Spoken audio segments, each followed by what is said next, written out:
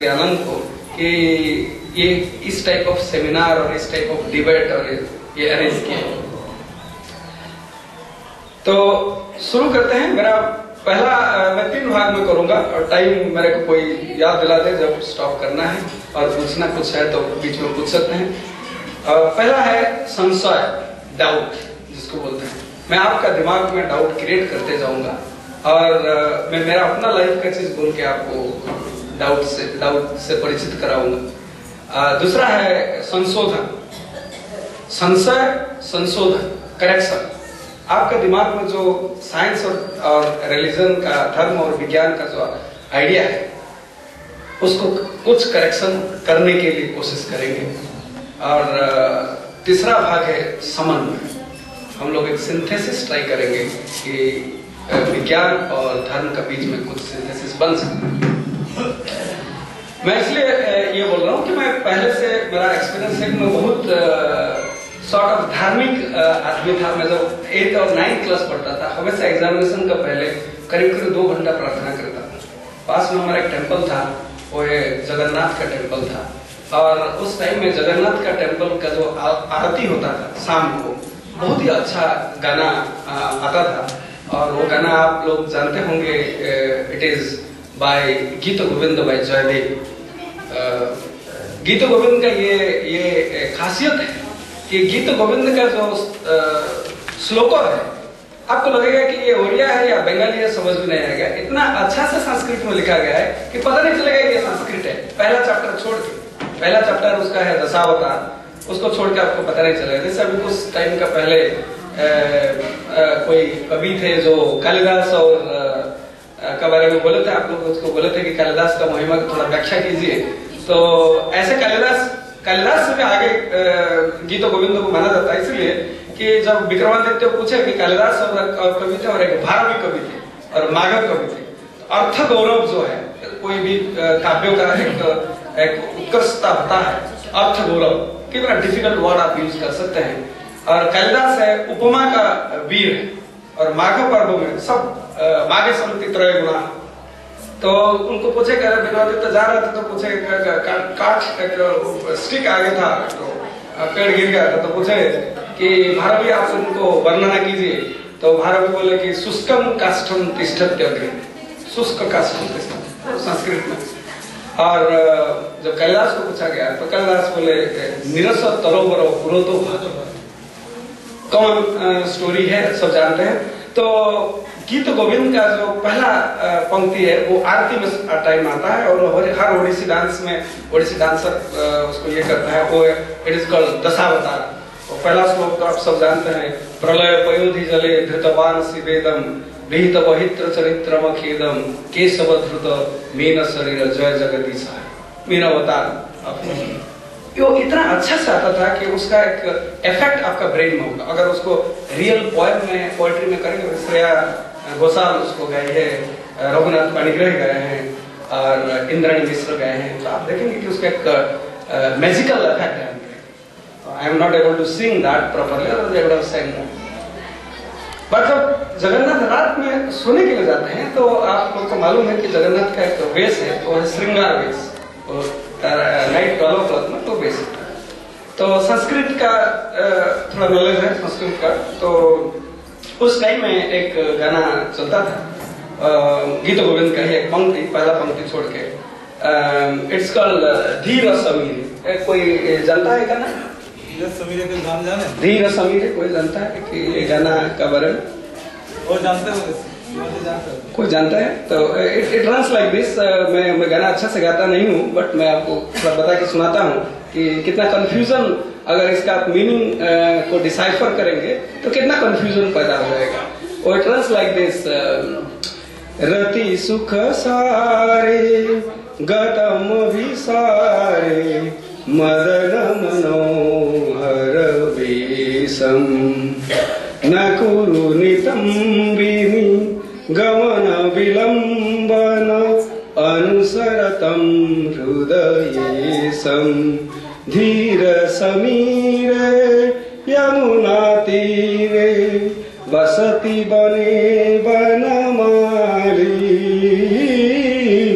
धीर समीरे रे यमुना तीरे बसती बने बनमाली पीन पयोधर परिसर मर्दन चंचल करयुगे साली। अब मेरे को ये मालूम नहीं है कि इसका व्याख्या आप कोई जानते हैं या नहीं जानते हैं, लेकिन इसका व्याख्या मैं करने नहीं जा रहा हूँ, लेकिन काफी कंफ्यूजिंग है इस व्याख्या करने में, क्योंकि इसका मीनिंग ही कुछ अलग है और इसका शब्द विन्यास करेंगे तो आपको कुछ अलग पता चलेगा। तो जब मैं काफी ये भक्ति भाव में अनुप्राणित हो जाता था और इतना प्रेयर करता था, तो फिर जब कुछ टाइम बाद वो चला गया, कॉलेज चला गया, अब मेरा बेटा जो है तो वो पढ़ने लगा, तो मैं सोचा कि इतना बड़ा संस्कृति, इतना बड़ा रिलीजियस भाव इनका कुछ भी नहीं है बेटा का, और रामायण महाभारत पढ़ना छोड़ के वो हैरी पॉटर, जेके रोलिंग का हैरी पॉटर पढ़ने लगा। बोले हैरी पॉटर क्यों पढ़ते हो? मैं तुमको दिखाता हूँ, हैरी पॉटर से ज्यादा मैजिकल स्टोरी और वो महाभारत और रामायण में दिखाता हूँ। मैं बोला कि महाभारत जब दिखाने लगा, मैं बोला पहले महाभारत शुरू करते हैं, बाद में रामायण को जाते हैं। तो महाभारत का तब टीवी है, टीवी का डीवीडी लाया और उसको चलाया। तो जब चलाया, एक क्लास 8-9 का बेटा है, तो मैं बोला इसमें एक इंटरेस्टिंग चीज है गीता। सब जानते हैं कि गीता वेद से भी बेटर है। क्यों? वेद से भी पवित्र है, क्योंकि गीता भगवान का मुख निःसृत वाणी है और वेद ब्रह्मा से आया है, ब्रह्मा विष्णु का नाभि से आया है। तो विष्णु और वेद के बीच में बहुत बड़ा गैप हो गया, इंटरमीडिएट ब्रह्मा रह गए। लेकिन वेद गीता जो है भगवान का मुख निःसृत वाणी, तो मैं उसको समझाया गीता।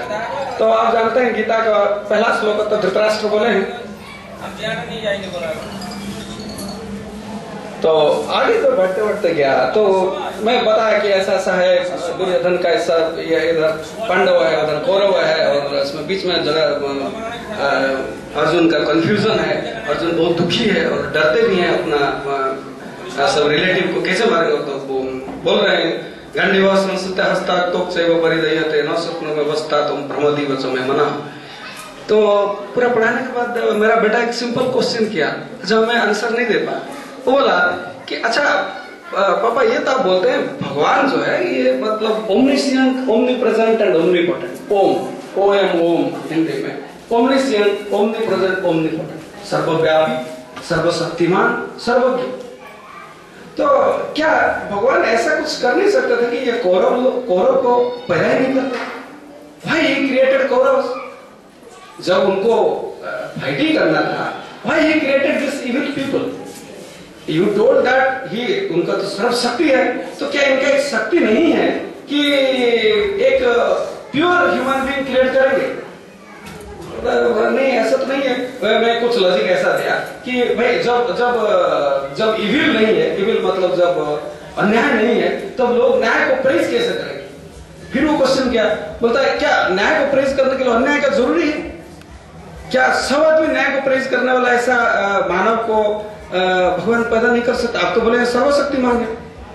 फिर मैं कंफ्यूज बोला, बेटा देखो वो भगवान का लीला है और वो तुम जान नहीं पाते। बोलते लेकिन आप बोलते हैं भगवान सारा विश्व को जन्म दिया, सारा सृष्टि का करता है, कितना बड़ा गैलेक्सी, कितना बड़ा नेबुला, कितना बड़ा क्वाजर, पल्सर, एंटायर विश्व को क्रिएट किया है। ये छोटे छोटे ह्यूमन बीइंग से लीला क्यों खेलेंगे? उनको क्या मजा आता होगा? Just could not tell answer. बोल नहीं, तुम समझोगे नहीं। बोल अच्छा, मतलब हम अज्ञान में रहेंगे और आप समझा नहीं पा रहे हैं, यही चीज आप बोल रहे हैं। उसका उत्तर मैं क्या दूंगा? लास्ट 700 साल से वेस्टर्न फिलोसॉफी में सब आदमी एक प्रॉब्लम से फाइट करते हैं, the existence of evil. Existence of evil, how it can be? In the case of Christianity, it is the God Lucifer. When Lucifer was consigned by God, he went and became Satan. Earlier he was an angel. The same angel that was serving God was Lucifer, and he became Satan later on. So बहुत difficult ये समझाना कि भगवान का क्या इतना शक्ति नहीं है कि एक बार वो इविल को कंप्लीटली आउट कर दे। इसका सेटिस्फैक्टरी आंसर्स मैं बहुत धर्म प्रवण लोगों से, रामकृष्ण परमहंस सोसाइटी से पूछा हूं, लेकिन अभी तक उसका कोई सेटिस्फैक्टरी आंसर नहीं मिला। उसका सिंपल आंसर आप अगर बोलेंगे कि भारत में तीन बड़ा धर्म जन्म लिया, जैनिज्म, बुद्धिज्म, हिंदुइज्म, लेकिन भारत सबसे अभी आप न्यूज़पेपर देखेंगे और टेलीविजन देखेंगे तो आपको क्या पता लगेगा कि भारत में इतना दिन से धर्म का प्रैक्टिस हो रहा है। अगर इतना दिन भारत में अगर ब्राजील फुटबॉल खेलता है तो 4 बार चैंपियन हुआ, क्योंकि ब्राजील में फुटबॉल सब बच्चा जानता है। अगर भारत इतना स्पिरिचुअली रिच कंट्री है तो भारत के सिचुएशन ऐसे कैसे हो गया? आप अगर टेलीविजन देखते हैं तो लोग नेशनलिज्म का नाम में कुछ करते हैं, कॉमनवेल्थ में कुछ कर देते हैं, आदर्श कर देते हैं, इधर सब आदमी तो जानते हैं ना। जब आप टीवी खोलते हैं भारत में अन्याय, भ्रष्टाचार सभी का खबर आता है। तो भारत में ऐसा सिचुएशन क्यों हुआ? आखिर हर बच्चा को कोई बाप ये नहीं बोलता है कि आप असत्य बोलो, अधर्म करो, तो फिर जब वो बड़ा हो जाता है ऐसे क्यों हो जाता है? बाकी देश में, काफी देश में अच्छा है बोलते हैं, तो बाकी देश में ऐसा क्यों नहीं होता? फिर थोड़ा आगे गया, मैं बोला अच्छा छोड़ो इस क्वेश्चन को, छोड़ो तुम आगे थोड़ा बढ़ा गए। तो आगे मैं बोला कि ये आत्मा क्या होता है?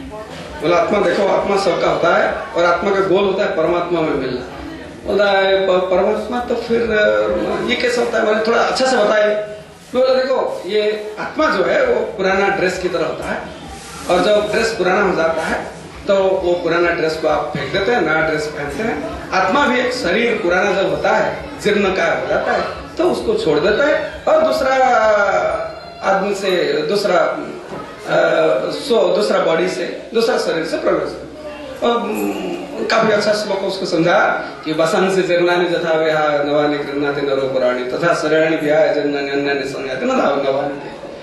तो बोला लेकिन पापा यहाँ पे थोड़ा रुकिए, आप बोले जीर्ण शरीरों को परित्याग करके आत्मा नया शरीर को जाता है। अच्छा आप ये बताइए, ये निठारी में काफी बच्चा को एक आदमी मार दिया, सभी बच्चा को 5 साल 10 साल 8 साल से मार दिया।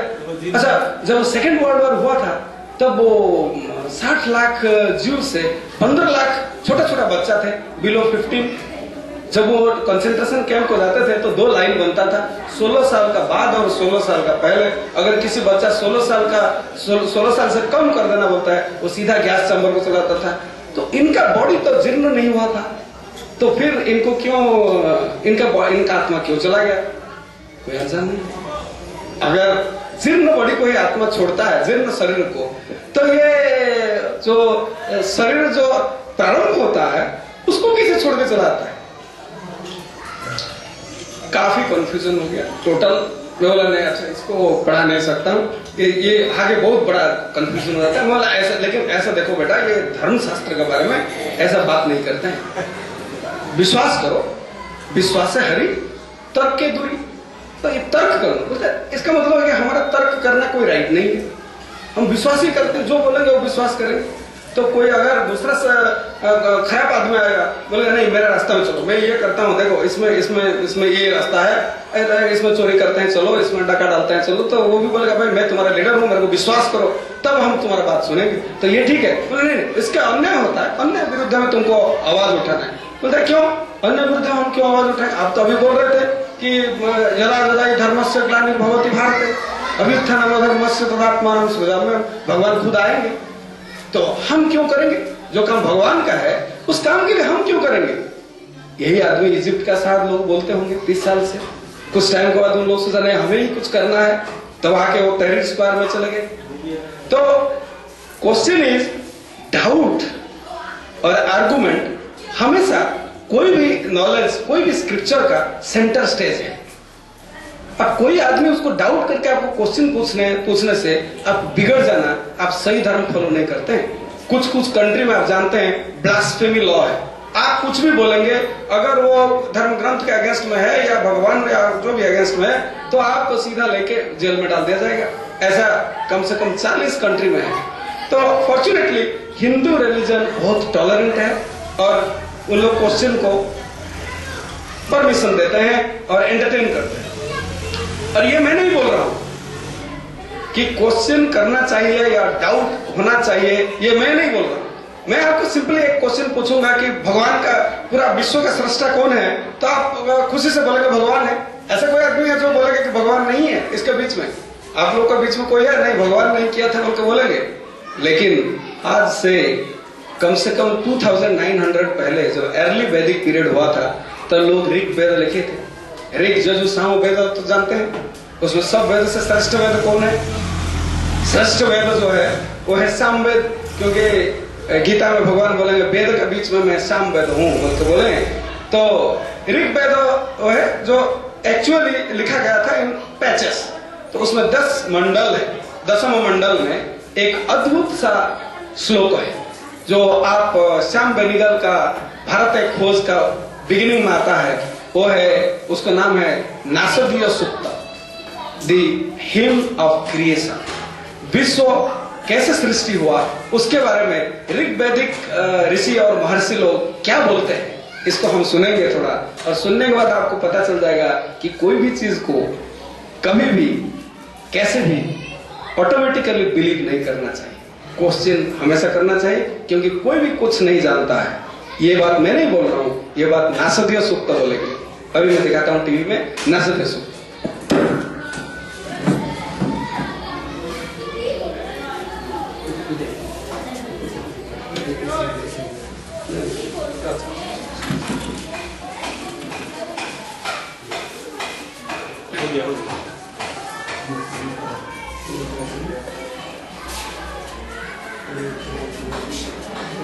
म्यूट कर दिया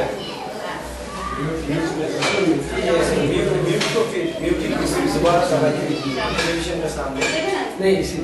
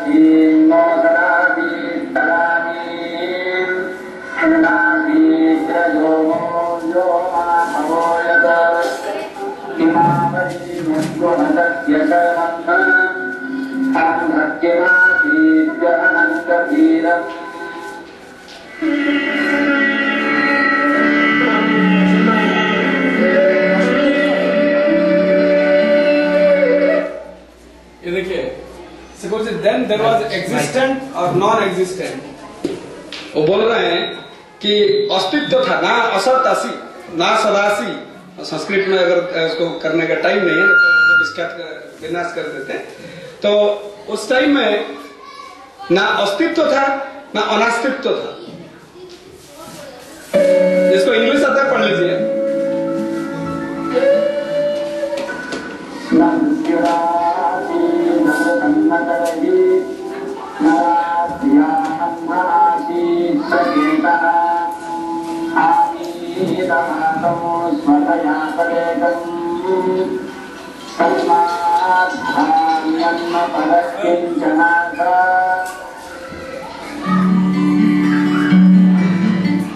Death was not then, nor was there immortality.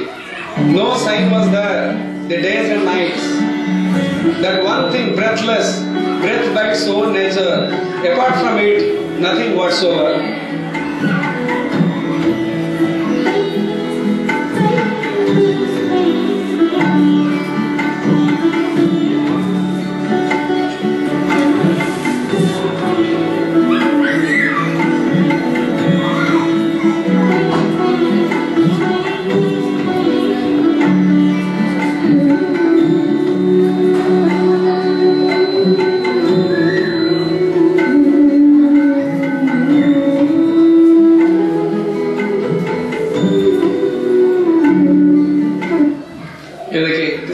This is the one.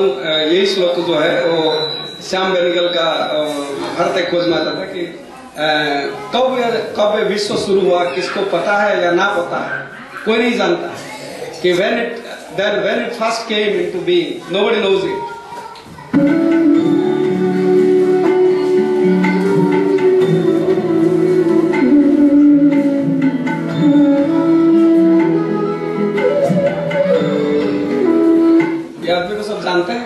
पीछे में एक आदमी का फोटो है, इसके बारे में बता दूं।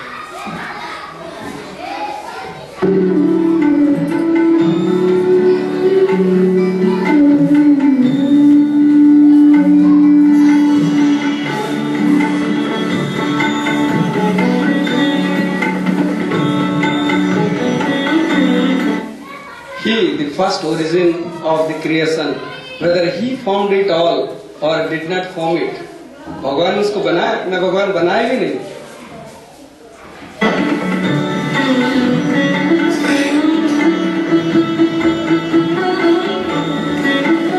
This is the ultimate श्लोक, जिसमें बोलता है कि जो ऊपर में देखता है क्या वो जानता है ना, वो भी नहीं जानता। ये श्लोक इतना पॉपुलर है ऋग्वेद का in western countries. There are thesis written on it in England, Hungary, Germany.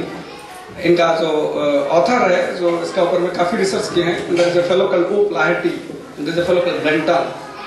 वो बोला कि ये ऐसा कॉम्प्लिकेटेड पोएट्री उस टाइम आदमी क्यों बनाते थे कि it is throwing the ultimate doubt कि whether there was a god or there was no god, whether somebody created this universe or somebody did not create this universe, whether it can be known or it cannot be known.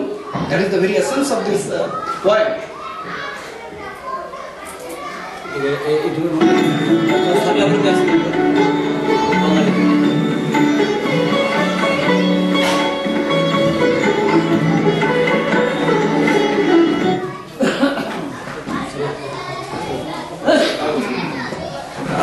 আমি একটু বাংলাতে বলবো মামা কি বলতে চাইছেন। Actually মামার বলবার বক্তব্য হচ্ছে যে ধর্মের নামে আপনার অন্ধভাবে সবকিছু গ্রহণ করবেন না। ধর্মের নামে যে কেউ কিছু অন্ধভাবে বললে ওটা গ্রহণ করবেন না। আমার এখন সায়েন্স যুগে আমরা আছি, আমরা সবাই দেখছি কি ধর্মের নামে অনেক জায়গাতে লোকেকে এক্সপ্লয়টেশন করা হয়। ওই জন্য ধর্ম বললে যে সবাই ধর্মগুরু যে যা বলে দেবে ওইটা আপনি বিনা জিজ্ঞাসা করে, বিনা কোশ্চেন করে অ্যাকসেপ্ট করবেন না। আজকাল যুগে আমরা সবাই সময় দেখবো, এখন আনন্দ যে কিছু বের করছেন যোগ, আমরা সবসময় কি বলি এই যোগের কি উপকার আছে। আমার সবাই পেশেন্টকে বলি না কি তুমি বলো তুমি কি উপকার পেয়েছো, কি উপকার পেলে আমরা ওইটা করবো। কিন্তু যদি আমরা সবাই বলবো না না না এই যোগের থেকে কার কিছু উপকার হচ্ছে না, তাহলে আমরা কেন ওটাকে করবো। ওই জন্য আজকাল যে সায়েন্স যুগে আমরা সব সময় কোশ্চেন করব, এটা যে আমরা করছি এটা কি ঠিক করছি, এটা কি করবা উচিত, এটা করলে কি বেনিফিট হবে, এটা কি বিজ্ঞান সম্মত। যদি আমাকে কেউ বলবে তুমি চলে যাও 10 তলা, তারপর থেকে যে লাভ মারবে তুমি একদম ইয়ং হয়ে যাবে, তাহলে আমি কি করবো না। আমি তো দেখবো সবাই 10 তলাতে যে লাভ মারছে তার সব পাও ভেঙে যাচ্ছে, ও তো বেড়ে 10 মাস ধরে পড়ে থাকছে, সব হাড়গোড় চুরচুর হয়ে যাচ্ছে। আমরা নিশ্চয় তাকে জিজ্ঞাসা করবো, আরে তুমি কি 10 তলা থেকে আগে কেউ দেখেছো কেউ লাভ মেরে ইয়ং হয়েছে? সবসময় আমরা জিজ্ঞাসা করবো। যে কেউ কিছু যদি আমাকে বলে, আমরা এখন বিজ্ঞান যুগের লোক, আমরা সবসময় জিজ্ঞাসা করব এইটা যে ও বলছে এটা কি সত্যি, এটা যে বলছে এটা কি বিজ্ঞান সম্মত, এইটা যা বলছে এটা অন্য কেউ করে কিছু বেনিফিট পেয়েছে কি। কিন্তু অনেক সময় আমরা কি করি, অন্ধ মতন সব জিনিসকে গ্রহণ করে নেই, তার দ্বারা কি হয় অনেক সময় আমরা ক্ষতিগ্রস্ত হয়। ওই জন্য আমার মামার বলবার কথা যে আমরা সবাই এখন বিজ্ঞান যুগের মানুষ। বেদ অবশ্য সবসময় বলে যে তুমি জিজ্ঞাসা না করে, উনি যে নাসিদের সূত্র বলেন ওখানে অবশ্য লেখা আছে ক্রিয়েশনের সব জিনিসকে তুমি জিজ্ঞাসা করবে এই জিনিসটা কি, কবে থেকে হচ্ছে, তার থেকে দুনিয়ার কি উপকার হচ্ছে, তাকে কে করেছিল। সব সময় আপনার একটা কোশ্চেনিং মাইন্ড রাখবেন। উনি একটা এক্সাম্পল দেন, ওনার ছেলে সবসময় জিজ্ঞাসা করলো কি যদি গীতাতে বলেছেন তার কি, তার ইন্টারপ্রিটেশনটা কি হবে। যে সব থেকে অর্ডিনারি লোক ও কিছুই কোশ্চেন করবে না, ও অন্য মতন ঘুমিয়ে থাকবে আর উঠবার পরে হা হা হা করে দেবে। ওই জন্য আমরা সব ঘুমন্ত মানুষ নয়, আমরা সবাই জীবিত মানুষ। আমরা সব সময় কোশ্চেন করব। এ যেটা হচ্ছে এটা যদি আমরা রেগুলারলি করব তার থেকে কিছু উপকার পাবো না পাবো না। যদি কেউ করেছে উপকার পেয়েছে কি তাকে আমরা বলতে বলবো তুমি কেমন করলে, কেমন উপকার করলে, এটা একটা বিজ্ঞান সম্মত ওয়েতে করবো। ওই জন্য আনন্দজি আমাকে অ্যাপয়েন্ট করেছেন চিফ মেডিকেল অফিসার আপনার আনন্দযোগ হাওড়া আনন্দযোগ মিশন। আমরা সবাই বিজ্ঞান সম্মত ভাবে সব জিনিসকে গ্রহণ করব আর সব জিনিসকে কোশ্চেন করব, তার কেমন বিজ্ঞান সম্মত করে কি কি উপকার পাবো তার সম্বন্ধে আমরা চেষ্টা করবো। এখন নেক্সট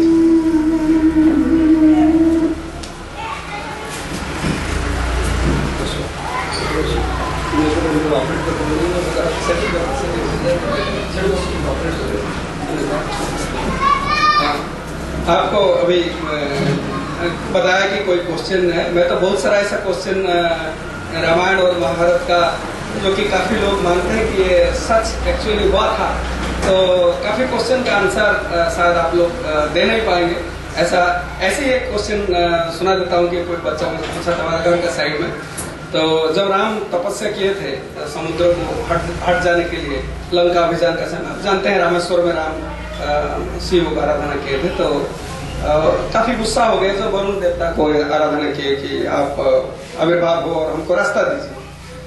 तो वरुण देवता तो रास्ता नहीं दिए, तो उसमें काफी गुस्सा तृतीय दिन आप सब जानते हैं। तो फिर राम अपना ब्रह्मास्त्र निकाले और उसमें आमंत्रण किया अपना धनुष से। तो आमंत्रण से सारा विश्व आलोड़ित हो गया और वो बोले कि मैं समुद्र को भी सुखा दूंगा और उसको जल जंतु को सबको मार दूंगा।